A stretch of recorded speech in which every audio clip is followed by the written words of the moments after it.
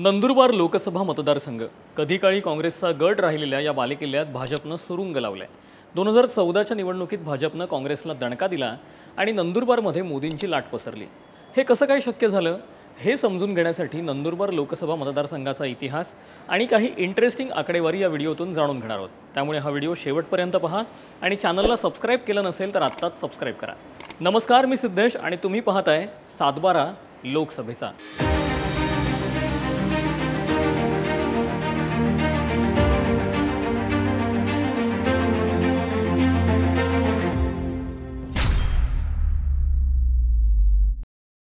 व्हिडिओची सुरुवात करूयात नंदुरबार लोकसभेचा भूगोल जाणून घेण्यापासून।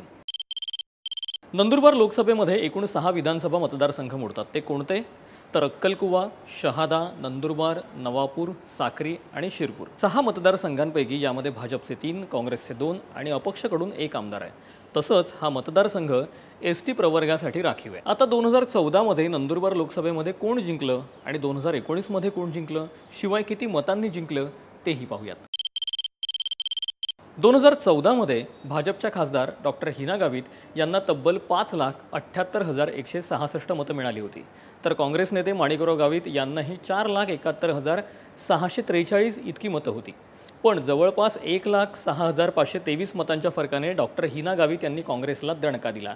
नंदुरबारमधून सलग 30 वर्ष खासदार राहिलेल्या माणिकराव गावित यांचा 2014 मध्ये अखेर पराभव केला, तो भाजपच्या उमेदवाराने। भाजपने 2019 मध्येही नंदुरबारमधून सलग दुसऱ्यांदा हिना गावित यांना संधी दिली आणि त्यांनीही या संधीचं सोनं करून दाखवलं।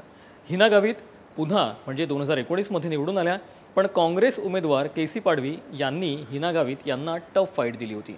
जवळपास 5.5 लाखाच्या आसपास मतं काँग्रेस उमेदवारांना घेतली, पण या चुरशीच्या लढतीत हिना गावित यांनी 95,000 मतांची लीड घेत पुन्हा एकदा नंदुरबार लोकसभेवरती भाजपचा झेंडा फडकवला। सलग 2दा भाजपने नंदुरबार लोकसभेमध्ये विजय मिळवलाय। असं असलं तरी पक्षांना मिळणाऱ्या मतांची आकडेवारी एक महत्त्वाची गोष्ट अंडरलाईन करते। ती काय हे समजून घेण्यासाठी 2014 आणि 2019 मध्ये कोणत्या पक्षाचा वोट शेअर नेमका किती होता ते जाणून घेऊया। 2014ला ऑलमोस्ट भाजपला 52% इतकी मतं पडली, तर काँग्रेसला 42.2%। 2019 मध्ये पाहिलं तर भाजपला 50.7% मतं, तर काँग्रेसला 43.1% मतं मिळाली। आता मागच्या 2 निवडणुकांमध्ये भाजपने जरी बाजी मारली असली तरी 2019 मध्ये भाजपचं मतदान 1% घटलं, तर काँग्रेसचं 1% वाढलेलं होतं, असं या डेटामधून स्पष्ट होत आहे। आता नंदुरबारमध्ये लोकसभा मतदारसंघात कोणत्या पक्षाची ताकद मागच्या 2 लोकसभा निवडणुकांमध्ये किती होती यावरही एक नजर टाकूया। 2014 मध्ये काँग्रेसचे 4 आमदार होते, तर भाजपचे 2, पण 2019 मध्ये काँग्रेस आमदारांच्या 2 जागा घटल्या। त्यातली 1 जागा भाजपच्या वाट्याला गेली, तर 1 अपक्ष उमेदवाराच्या। त्यामुळे 2019 मध्ये 3 जागी भाजप, 2 जागी काँग्रेस आणि 1 जागी अपक्ष उमेदवार होता। 2014 आणि 2019 नंतर आता 2024 मध्ये काय चित्र आहे? महाराष्ट्राने 4 राजकीय भूकंप पाहिल्यानंतर कोण नेमकं कोणत्या गटामध्ये आहे, कुणी बंडखोरी केली आहे, याचाही डेटा पाहूयात। 2024 मधील पक्षांची ताकद पाहिली असता नंदुरबार लोकसभा मतदारसंघामध्ये भाजपचे 3, काँग्रेसचे 2 आणि 1 अपक्ष असे एकूण आमदार 6 मतदारसंघांमध्ये विभागले गेलेत। अपक्ष असलेल्या आमदारांनी शिंदे गटाला पाठिंबा दिलेला आहे, त्यामुळे नंदुरबार लोकसभेमधील विधानसभा जागांची ताकद पाहिली तर इथे महायुतीचा बोलबाला दिसतोय। पण फक्त यावरून नंदुरबारचा अंदाज बांधता येऊ शकणार नाही। त्यासाठी आणखी काही बेसिक प्रश्नांची उत्तरं शोधावी लागतील। ते प्रश्न कोणते तर आपण स्क्रीनवर पाहूयात। उमेदवार दुसऱ्या पक्षातून आलेला होता का? या प्रश्नाचं उत्तर 2014 साली नाही असं द्यावं लागेल आणि 2019 साली सुद्धा नाही असंच द्यावं लागेल। उमेदवार दुसऱ्यांदा निवडून आला की पहिल्यांदा? अर्थात 2019 मध्ये हिना गावित दुसऱ्यांदा निवडून आल्या। युती किंवा आघाडीच्या उमेदवाराला फायदा झाला की तोटा? अर्थात हिना गावित निवडून आल्यामुळे आणि तेव्हा युतीमध्येच शिवसेना आणि भाजप लढल्यामुळे युतीला फायदा झाला असं दिसतंय। 2019 मध्ये भाजप खासदार डॉक्टर हिना गावित या दुसऱ्यांदा नंदुरबार लोकसभा मतदारसंघात निवडून आलेत। हा मतदारसंघ एसटी या राखीव प्रवर्गामध्ये मोडतो। 2014 मध्ये मोदींची लाट आल्यानंतर भाजपने अजूनपर्यंत काँग्रेसचा बालेकिल्ला आपल्याच ताब्यात ठेवलाय।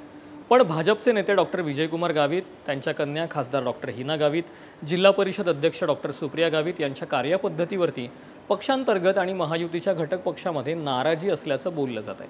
तरी देखील या मतदारसंघामध्ये युतीला मोठा फायदा होऊ शकतो असं जाणकार सांगतात। तो कसा? तर 2019 मध्ये मंजुळा गावित या अपक्ष आमदार म्हणून निवडून आल्या। त्यानंतर मंजुळा गावित यांनी शिवसेनेला जाहीर पाठिंबा दिला। आता मंजुळा गावित या शिंदे गटात आहेत, त्यामुळे भाजप 3, आणि अपक्ष 1 असे एकूण 4 आमदार एकत्र आल्यास आघाडीला मोठ्या प्रमाणामध्ये फटका बसू शकतो असं देखील बोललं जात आहे। यानंतर येतो प्रश्न क्रमांक 4, पक्षातील फुटीनंतरचं राजकारण नेमकं कसं आहे? पक्षातील फुटीनंतर नंदुरबार लोकसभा मतदारसंघाचं राजकारण एकदम क्लिष्ट आणि रंगतदार झालं आहे। 2019 मध्ये भाजप आणि शिवसेना एकत्र लढली, त्याचा फायदा भाजपला झाला आणि काँग्रेसला मोठा झटका बसला। हा मतदारसंघ एसटी या राखीव प्रवर्गातून येतो। पेशानं वैद्यकीय डॉक्टर असणाऱ्या गावित या लोकसभेतील तरुण खासदारांपैकी एक आहेत। तसंच हिना गावित यांनी आदिवासी समाजाच्या समस्या अनेक वेळा संसदेमध्ये मांडल्यात, त्यामुळे पंतप्रधान नरेंद्र मोदींनी त्यांचं कौतुक केलं होतं। अशातच महायुतीमधील भाजप आणि शिंदे गट या ठिकाणी एकत्र आल्यास 2024च्या लोकसभेमध्ये नंदुरबारमध्ये सेफ गेम करता येऊ शकतो, तर महाविकास आघाडीला पुन्हा एकदा सुरुंग लागू शकतो असा तर्क लढवला जातोय। कारण नंदुरबारमध्ये भाजप खासदार हिना गावित यांना तिसऱ्यांदा उमेदवारी देण्यात आली आहे, त्यामुळे आता भाजप आणि शिंदे गट या मतदारसंघामध्ये काय जादू करतात हे आपल्याला येत्या लोकसभा निवडणुकीतच पाहायला मिळेल। पण नंदुरबार लोकसभेचा हा 7-12 आणि त्याची ही इंटरेस्टिंग आकडेवारी पाहून तुम्हाला नेमकं काय वाटतं हे कमेंट करून नक्की सांगा आणि व्हिडिओ आवडला असेल तर शेअर करायला विसरू नका।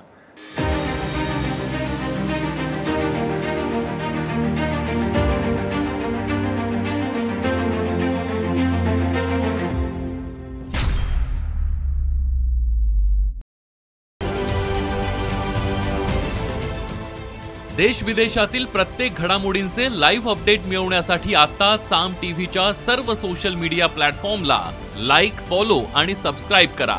तसंच सर्व नोटिफिकेशनसाठी बेल आयकॉन प्रेस करायला विसरू नका।